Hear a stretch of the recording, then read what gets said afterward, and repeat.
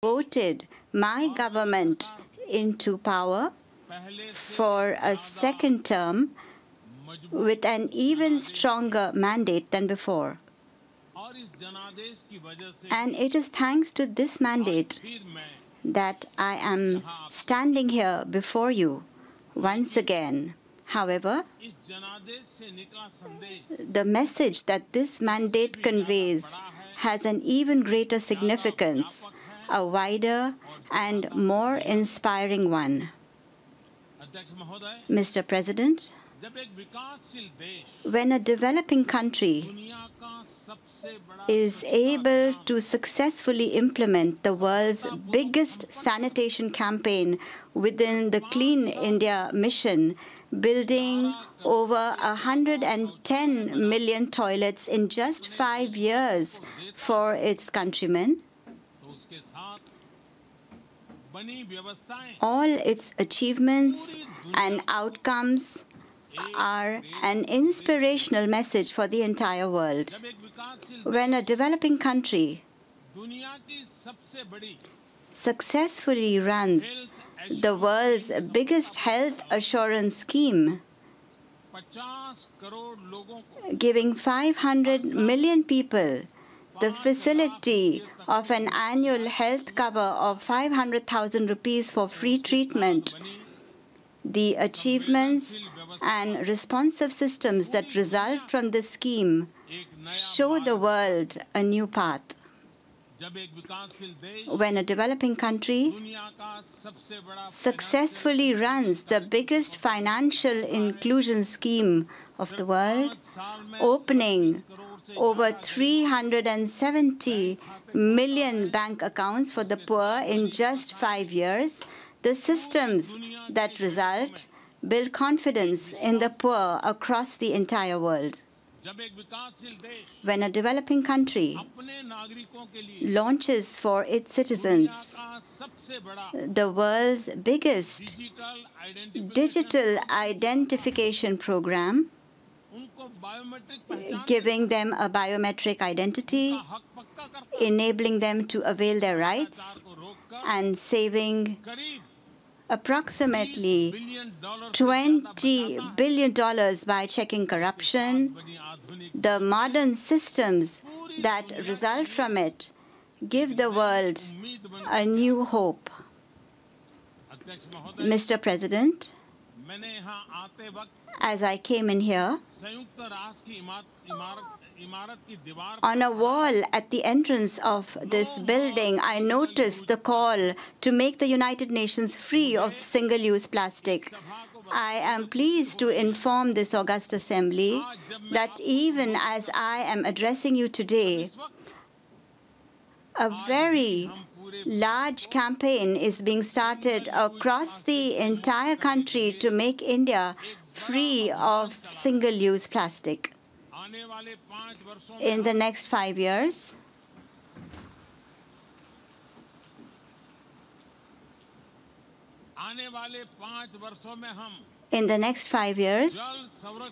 apart from promoting water conservation, we are going to ensure water supply to 150 million homes. In the next 5 years, we are going to build over 125,000 kilometers of new roads.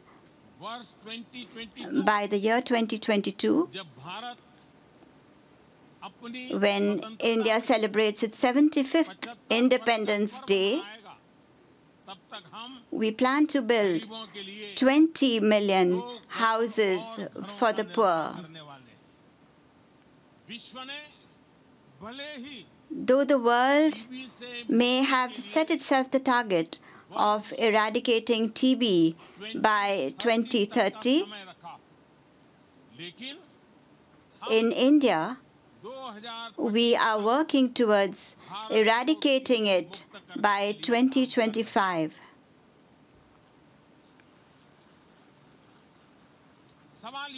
The question that arises is just how have we been able to achieve all of this?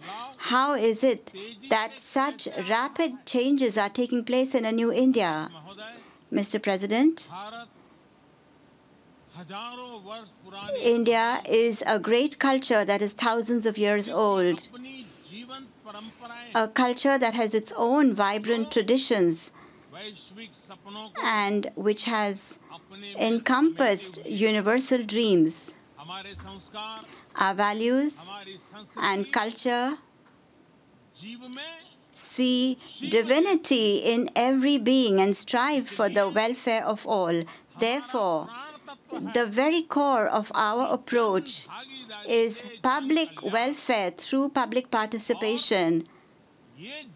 And this public welfare is not just for India, but for the entire world. And that is the reason.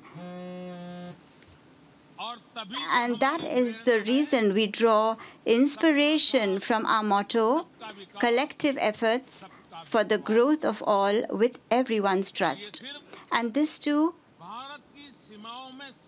is not confined within the borders of India. Our endeavors are neither an expression of pity nor a pretense. They are inspired by a sense of duty and duty alone. All our endeavors are centered on 1.3 billion Indians.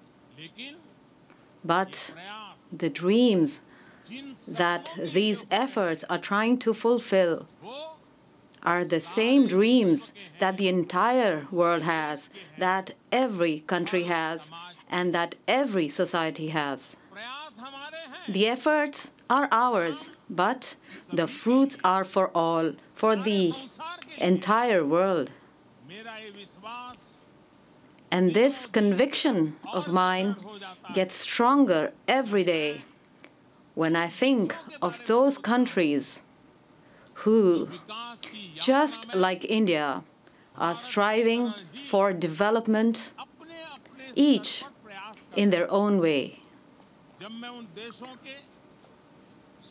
When I hear about their joys and sorrows, when I get to know about their dreams, my resolve to develop my country at a faster pace gets even stronger, so that India's experience can be beneficial to these countries also. Mr. President, about 3,000 years ago, 3,000 years ago, a great poet of India, whose name was Kaniyan Pungundranar, he wrote in Tamil, which is the most ancient language of the world. He said, Yadamure, Yavarum Kerir, which means we belong to all places and we belong to everyone. And this is something that was said 3,000 years ago. This sense of belonging beyond borders is unique to India. In the last 5 years, India has worked towards strengthening its centuries-old great tradition of fraternity among nations and working for the welfare of the world, which is indeed in line with the key objectives of the United Nations. The issues that India raises, the kind of new global platforms that India has come forward to build, seek collective efforts to address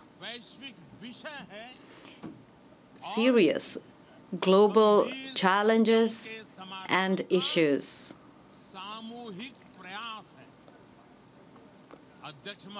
Mr. President,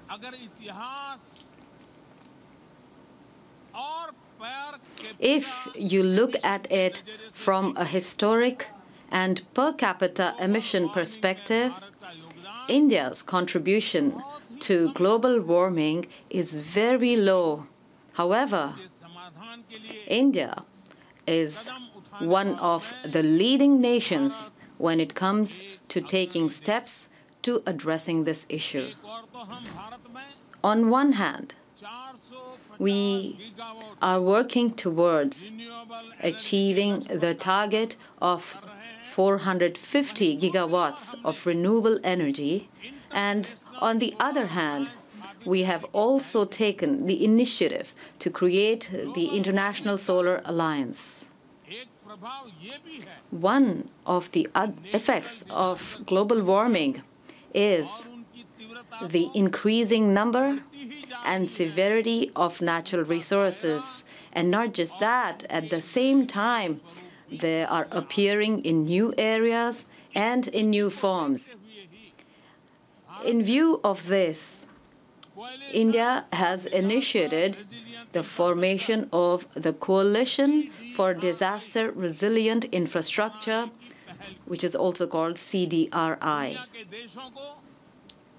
This coalition is something I invite all countries to join.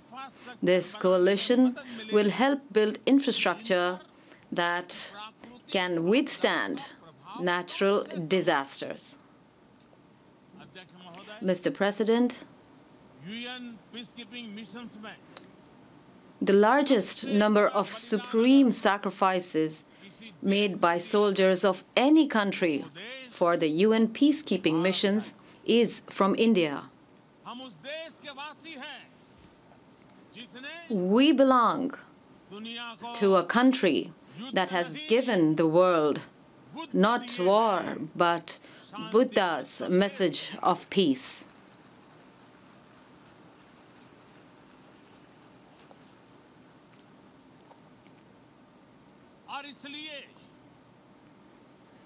And that is the reason why our voice against terrorism, to alert the world about this evil, rings with seriousness and outrage.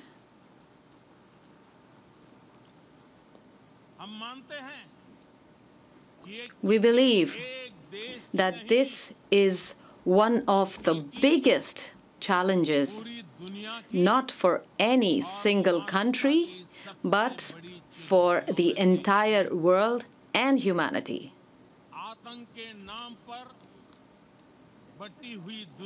The lack of unanimity amongst us on the issue of terrorism dents those very principles that are the basis for the creation of the UN. And that is why, for the sake of humanity, I firmly believe that it is absolutely imperative that the world unites against terrorism and that the world stands as one against terrorism. Mr. President, the face of the world is changing today. Modern technology in the 21st century is bringing about sweeping changes in social life, personal life, economy, security, connectivity, and in international relations. In such a situation, a fragmented world is in the interest of no one. Neither do we have the option to confine ourselves within our boundaries. In this new era, we will have to give new direction to multilateralism and to the United Nations. We will need to give it new strength. Mr. President, 125 years ago, the great spiritual guru, Swami Vivekananda, gave this message to the world during the World Parliament of Religions in Chicago, right here in America. The message was harmony and peace, and not dissension. Today, the message from the world's largest democracy for the international community is still the same: harmony and peace. Thank you all very much.